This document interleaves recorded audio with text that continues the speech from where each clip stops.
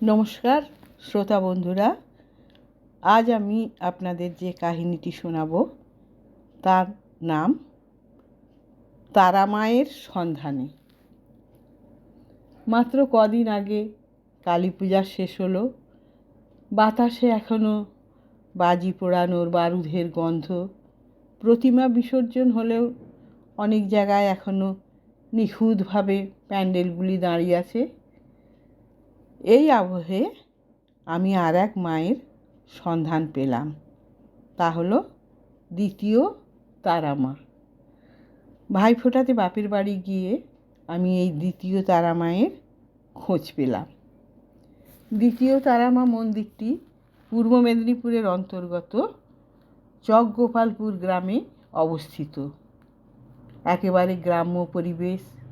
যে যেদিক থেকেই আসুক না কেন তাকে মেছোগ্রাম হয়ে ডান দিকে বেঁকে প্রায় 15 কিলোমিটার পথ যেতেই হবে। যাওয়ার পর বাঁ দিকে একটি ঢালু লাল মোরামের রাস্তা নেমে গেছে। সেখান থেকে প্রায় 5 মিনিট গেলেই মন্দিরের দর্শন পাওয়া যাবে।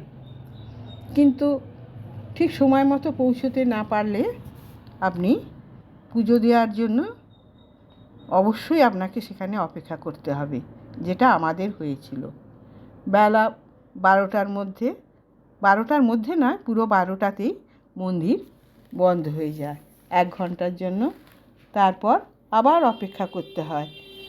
ঠিক 1টার সময় মাকে ভোগ নিবেদনের জন্য মন্দির খোলা হয়। তখন দেবী দর্শনও করা যায়, পূজাও দেওয়া যায়।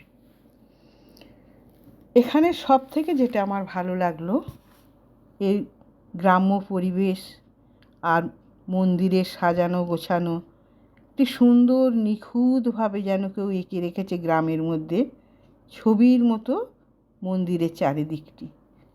চারিদিকে দিগন্ত বিস্তৃত সবুজ ধান ক্ষেত, পাখির ডাক, টলটলে এক জল ভর্তি পুকুর, সান বাঁধানো ঘাট, যে পুকুরে এক ঝাঁক রাজহাঁস চড়ে বেড়াচ্ছে।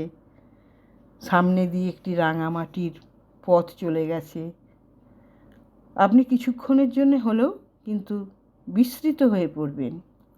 প্রচুর ফুলের গাছ, নানা রকমের ফুল ফুটে আছে। ভক্তি আর সৌন্দর্য যেন এখানে মিলেমিশে একেবারে একাকার। এরকমই এক শান্ত নিরিবিলি পরিবেশে মায়ের অবস্থান। মা যেন এখানে হাতছানি দিয়ে বলছে, দাঁড়াও পথিক বর, জন্ম যদি তব বঙ্গে, তিষ্ঠ ক্ষণকাল। এবার আমি আসি পূজার কথায়। মন্দিরে পুজো দেওয়ার জন্য একটি মাত্র দোকান আছে। পুজোর সমস্ত সামগ্রী নিয়ে দোকান পসরা সাজিয়ে বসে আছে। সেখানে 30 টাকা থেকে 600 টাকার ডালিও রয়েছে। যে যেমন নিজের সাধ্য মতো পুজোর ডালা কিনছে, গিয়ে মায়ের কাছে নিবেদন করছে। পুজো গ্রহণের পদ্ধতিও খুব সুন্দর। প্রত্যেকে লাইন দিয়ে মায়ের সামনে দাঁড়িয়ে নিজের নাম গোত্র বলে পুজো দিচ্ছে।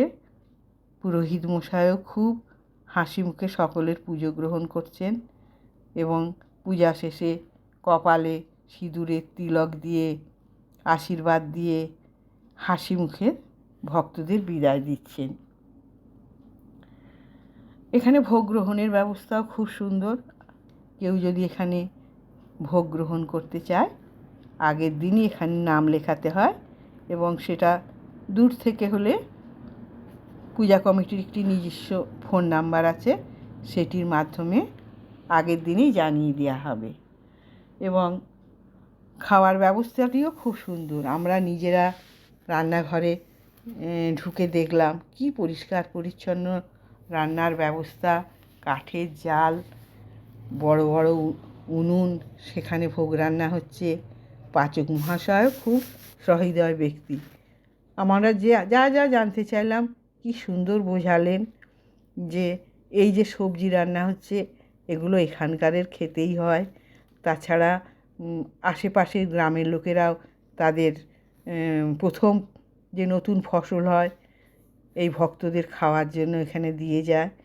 একদম ঝকঝকে তকতকে পরিবেশের মধ্যে রান্না হচ্ছে এবং খাওয়ার ব্যবস্থাও আছে।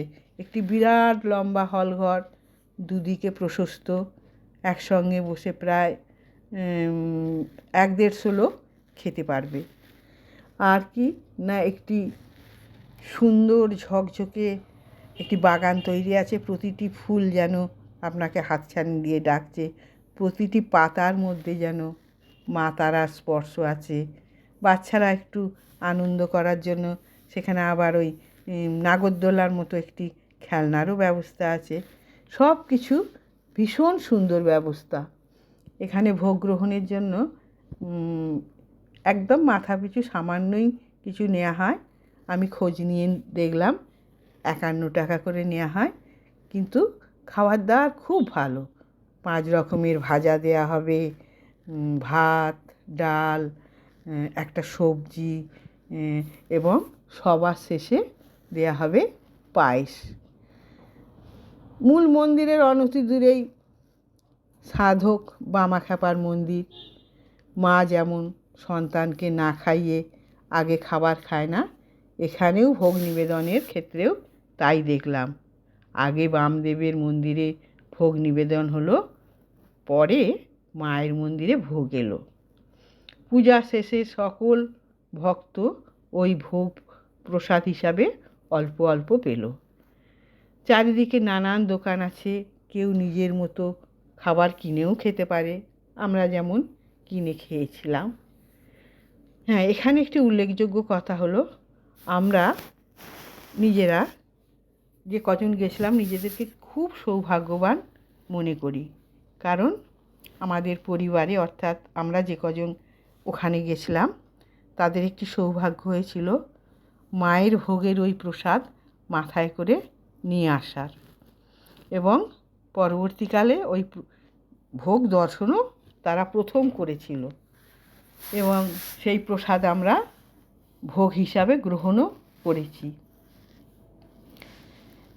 তা আমরা ওখানে বেশিক্ষণ থাকতে পারলাম না, কারণ আমাদের গন্তব্য আরও অন্য জায়গায় ছিল।